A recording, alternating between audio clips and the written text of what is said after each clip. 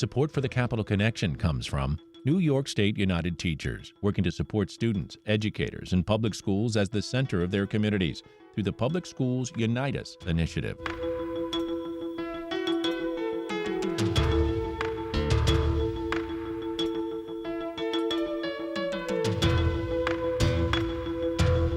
It's the Capital Connection. Hi, I'm David Gistino. With us this week is Susan Lerner, Executive Director of Common Cause New York. Susan has been on the program before many times over the years, really.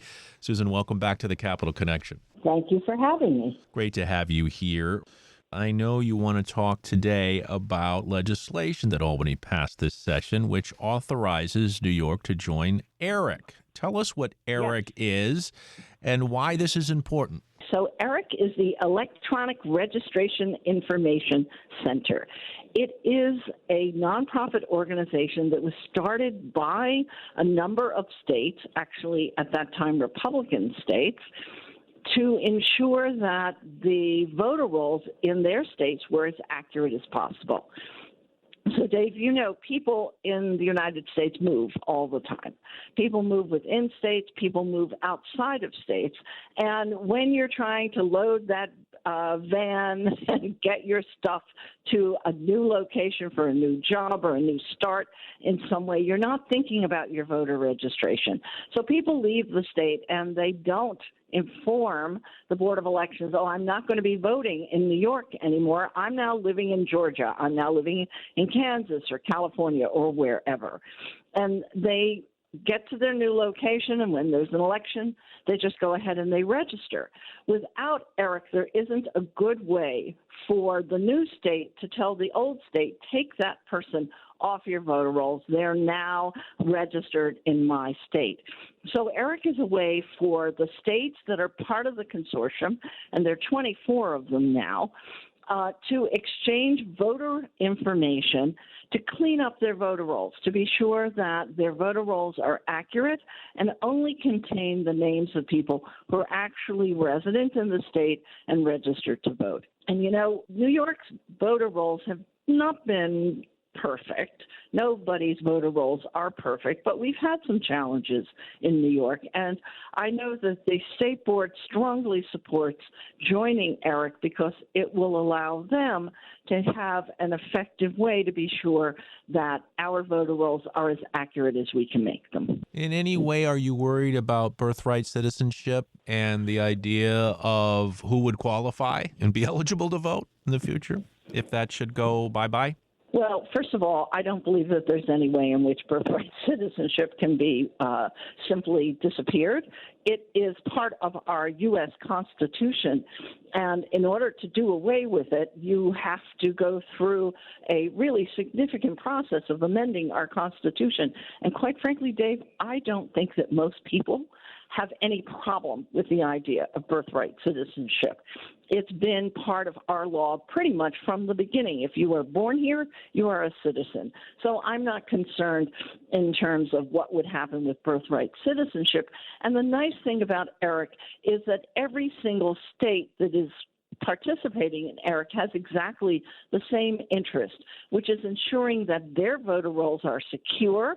So when they are providing information to ERIC to share with other states, the security level is extremely high, and that the information is protected and accurate. And every single state in ERIC has that exact same concern.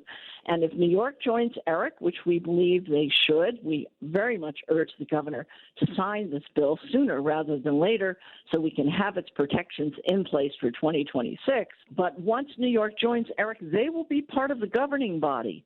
Nothing will happen that the states themselves don't agree to, approve, and set up. It's run by the states for the states, and that gives me a pretty high level of confidence that they're taking extreme care to protect everybody's data. We're speaking with Susan Lerner. She is the Executive Director of Common Cause New York, and you are listening to the Capital Connection. I'm David Gistino. Of course, you also advocate through Common Cause for an easier time for voters to vote. You know, voting by mail, early voting, voting drop boxes. Yes.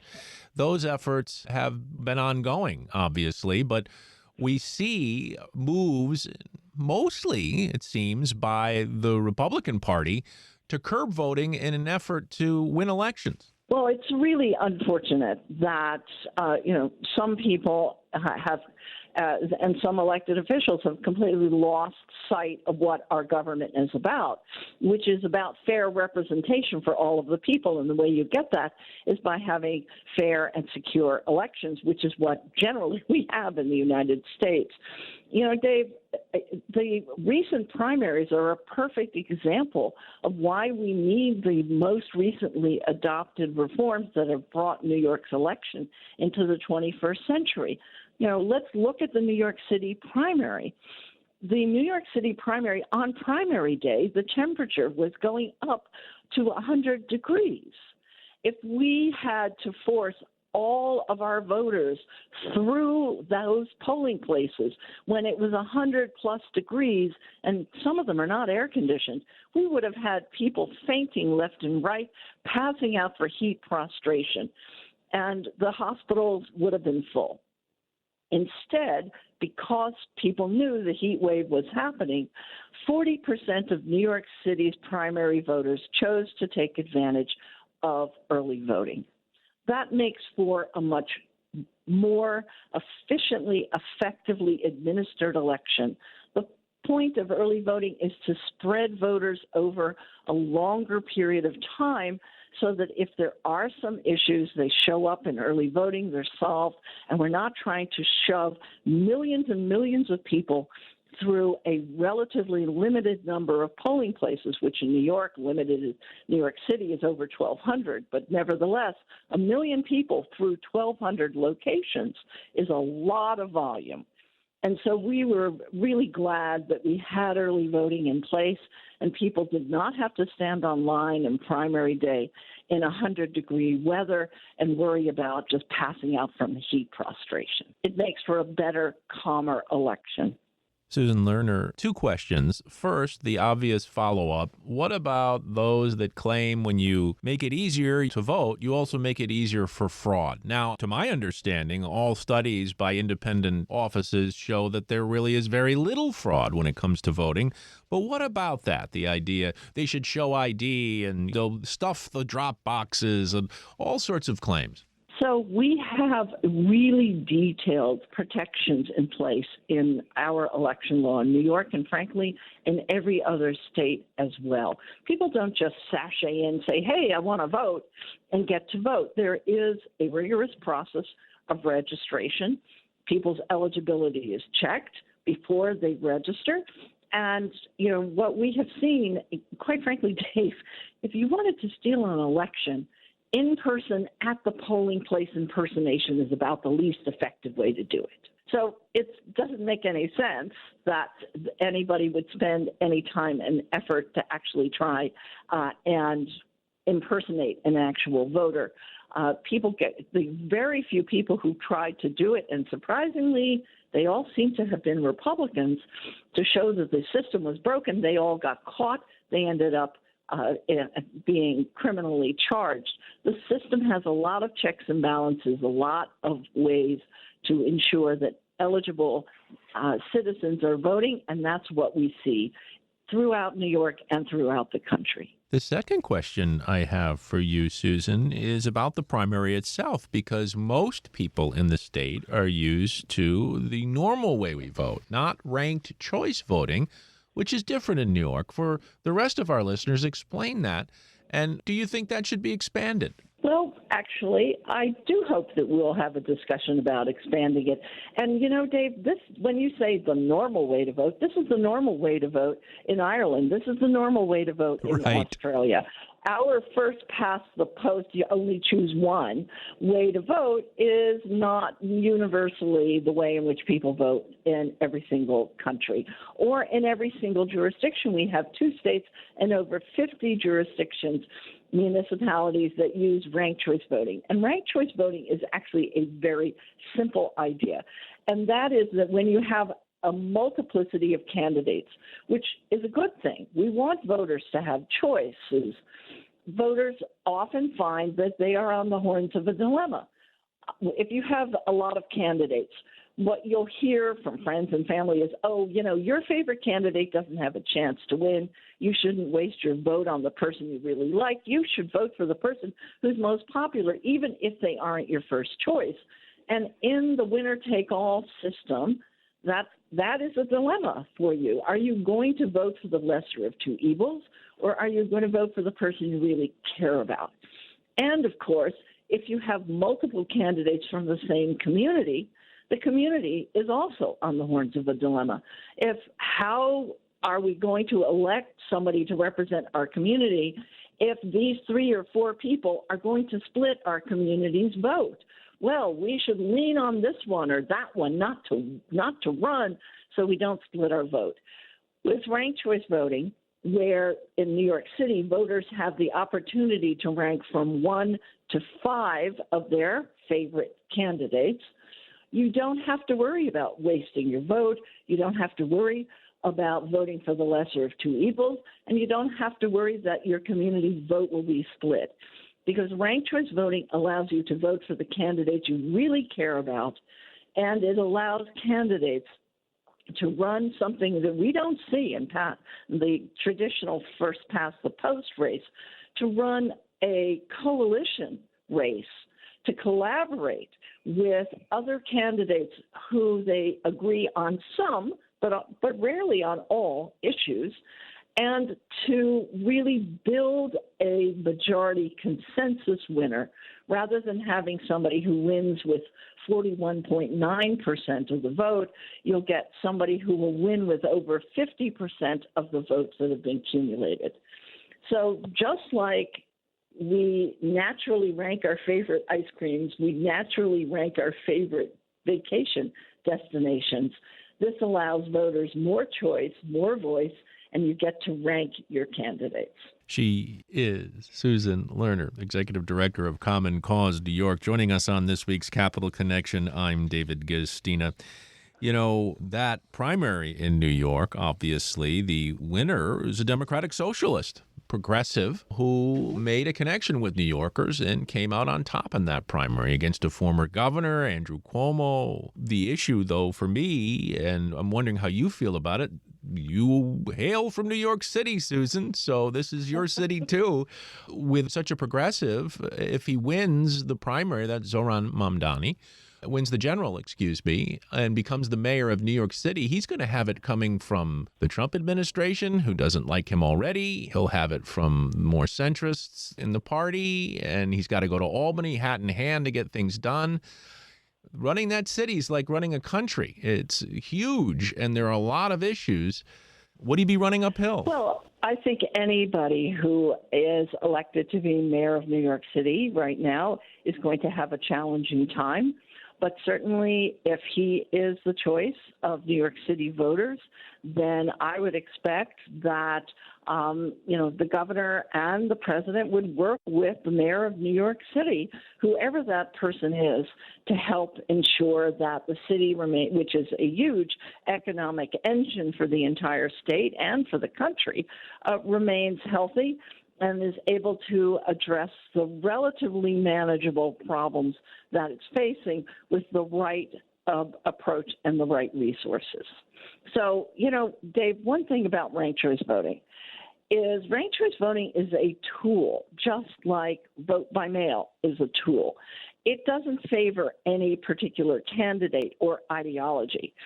It is effective in the hands of a candidate who understands it and uses it correctly. And remember, the first ranked choice voting election elected Mayor Eric Adams. Now the primary winner is Zohran Mamdani, who showed that he and Comptroller Brad Lander both understood what is important about a ranked choice voting election and modeled a type of coalition politics that I think most people would like to see flourish rather than endless backbiting and negativity in our campaigns.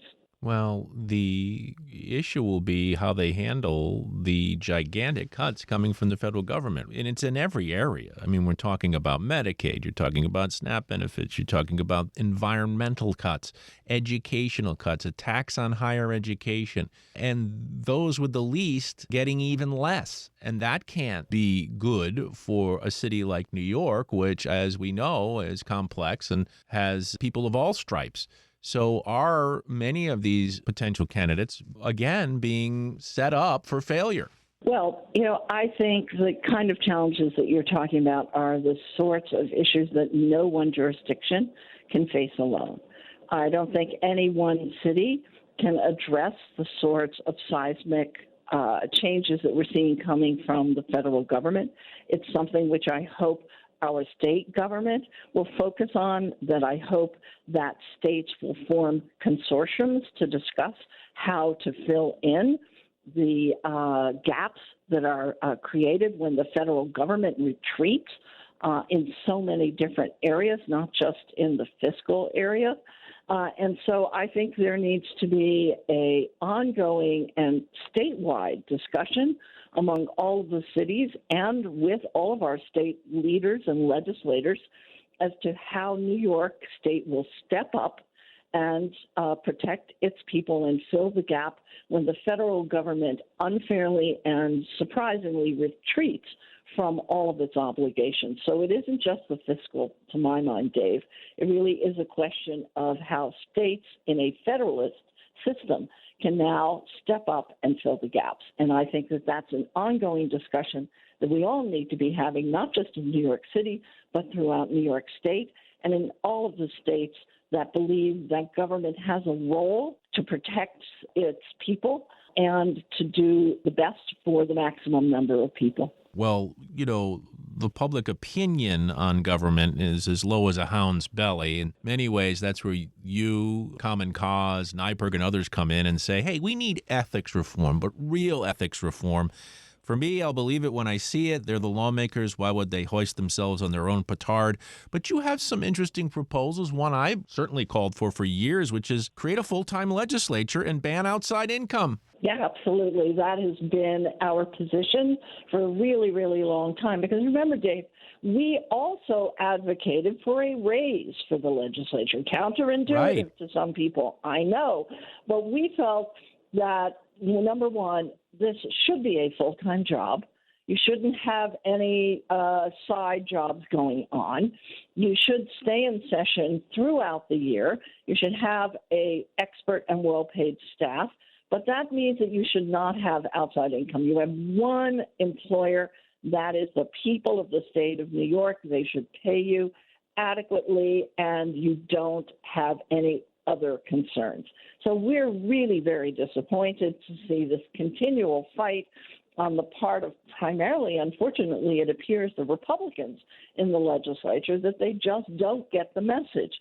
People elect leaders to be full-time leaders, not to be part-time lawyers, insurance agents, whatever. And then when times on my spare time, I'll collect a salary and I'll pass some laws. That's not the expectation of the people that they have been elected to represent. The people expect and deserve that they will be 100% public servants. That's why we call them public servants. Yeah, well, and here's another potential slime creator, clean contracting in New York. We've had problems with this since the beginning of politics. Bid rigging, public-private partnerships in New York, and then who gets the contract, back to that bid rigging. So the idea of clean contracting New York, they took away most of the comptroller's powers to pre-audit. He hasn't really got any of that back, and he keeps complaining about it. That's Tom DiNapoli. So this is a real problem. And it is absolutely a problem in any government procurement. We want government to have the money to do what it needs to do, to protect people, to build our bridges and our roads, to support our hospitals, and our subways and bus lines, but we want that money to be spent efficiently and effectively. And in order to do that, you have to have clear procurement rules, but you also have to have an effective watchdog. And it's been very frustrating to see the comptroller's oversight powers cut back during the Cuomo administration, and all of the attempts to fix that legislatively not going forward. And that, to me, is inexplicable because the taxpayers deserve to have an effective, aggressive watchdog who really is ensuring that the money is spent as it's supposed to be and only to the people who are going to do the work.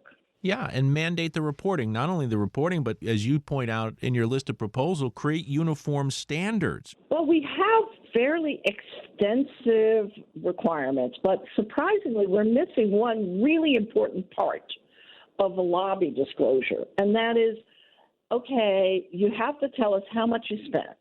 You have to tell us who you talked to. You have to tell us what you talked to them about, but you don't have to tell us if you were for or against that. So, for instance, you go to another state. I was recently, I think it was on the Colorado legislative website, and I was looking at their lobby disclosures, and it lists who the lobbyist is, how much they spent, and the measure, whether they're supporting or opposing it.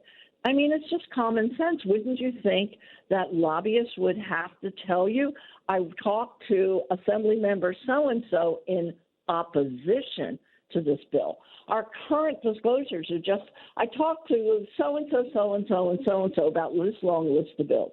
What did I say to them? Did I say I liked it? I was opposed to it? We don't know. So there definitely are things that can be done to make our lobby disclosures clearer and more useful. So we do have extensive lobby disclosures, and you can go to the COLI website and look up how much money is being spent by whom, who's hiring whom, and what they're lobbying on. You can see how Common Cause, I'm a registered lobbyist, you can see who I'm talking to and what bills or issues I'm talking to them about, but you can't tell whether Common Cause supports or opposes the measures. And I think that's a major lack in our lobby reporting. Another area we're lacking in, and it's very, very important for the distribution of resources, and that's the census, right? Not only the country census, but New York census. And getting it right is so very important. I'm worried because of what's happening in the area of immigration that we're seeing now and the fear that's spread across the country. Whether we're going to end up with a problem, it's always hard to get certain folks to be counted. And the census, remember, is counting everyone, not every citizen, but every single person that's living in the country. As it's required to constitutionally. But, Dave, you also raise, an important issue, which is the Trump administration is trying to change that requirement. They're trying to add citizenship questions. And there are measures in Congress, bizarrely enough, again, people who pay no attention to our U.S. Constitution, who want the census only to count citizens. And that is absolutely not what our census has been designed to do from the very beginning, right? From the 18th century on. We need to know how many people are in the country. We need to have accurate records so that we can take care of the people who are here. We can devise appropriate measures. So the planning has already begun, I believe, certainly at the local level and with the Census Bureau. The census is a huge undertaking every 10 years, and we in the good government community and the people who talk to their communities and the various folks who are involved in the process have already begun the discussions about what do we need to do to ensure that the census in 2030 is as complete as we need it to be. Every level of government has a really important role to play in the census process, and all community organizations have a very important role to play to ensure that all the members of their community understand how important it is to reply to the census forms, to actually get online or answer the mail and have yourself be counted. And that requires real resources. And it was really sad to see in 2020 that there was a solid appropriation for the census work that was made at the state level. And for whatever reason, then Governor Cuomo decided not to release the money. And the state started its census work months and months and months behind the timetable that everybody expected them to, because the governor didn't release the money. I still don't understand why that happened. And you remember, Dave, New York ended up losing a member of Congress. That's right. Because it had 89 fewer people counted than the next state. 89. I really fault that late start, and we can't have that happen again in 2030. So all of the groups that were involved in the census are already focused on what we need to do to ensure that the count is as full and accurate as everybody can make it. I'm afraid we're out of time. She is Susan Lerner, the Executive Director of Common Cause New York. Susan, I can't thank you enough for taking the time to talk with us about these important issues. And we'll get you back in the future to talk some more. Dave, it is always a pleasure. As you know, this is really important stuff that it's easy to overlook. And so I really appreciate the opportunity to talk about it. Thank you.